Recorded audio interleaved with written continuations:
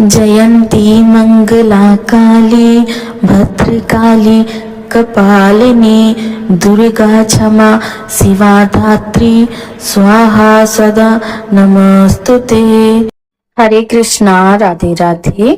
दुर्गा सप्तशती की श्रृंखला में श्रवण करेंगे सप्तम अध्याय चंड और मुंड का वध। मैं मातंगी देवी का ध्यान करता हूँ। वे रत्नमय सिंहासन पर बैठकर पढ़ते हुए तोते का मधुर शब्द सुन रही हैं। उनका शरीर का वर्ण श्याम है। वे अपना एक पैर कमल पर रखे हुए और मस्तक पर अर्धचंद्र धारण करती हैं तथा कहार पुष्पों की माला धारण किए वीणा बजाती हैं। उनके अंग में कसी हुई चोली शोभा पा रही है। वे लाल रंग की साड़ी पहने हाथ में शंखमय पात्र लिए हुए हैं।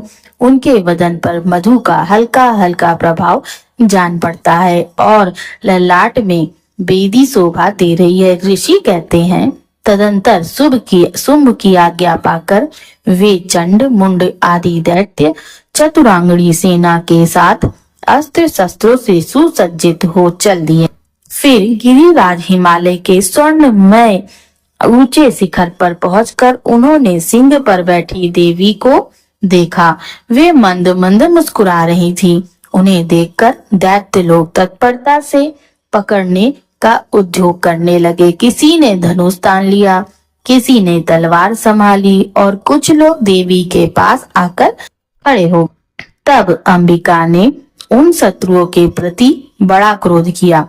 उस समय क्रोध के कारण उनका मुख काला पड़ गया, ललाट में भौवें टेढ़ी हो गई और वहां से तुरंत विकराल मुखी काली प्रकट हुई, जो तलवार और पास लिए हुए थी। वे विचित्र खड़वांग धारण किए और चीते के चर्म की साड़ी पहने नर मुंडों की माला से विभूषित थी।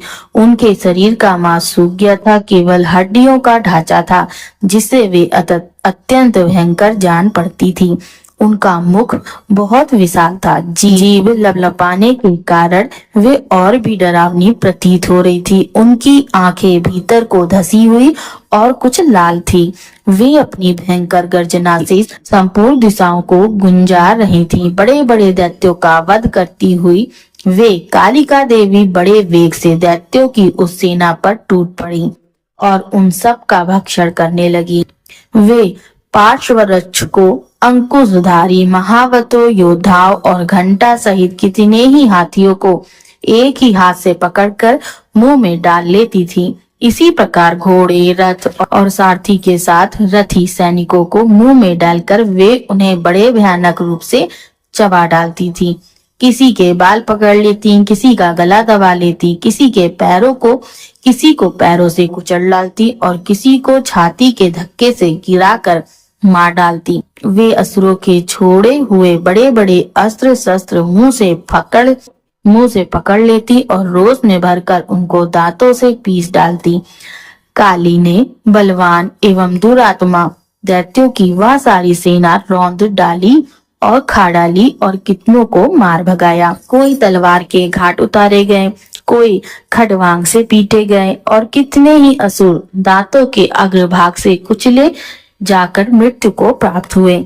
इस प्रकार देवी ने असुरों की उस सारी सेना को क्षण भर में मार गिराया।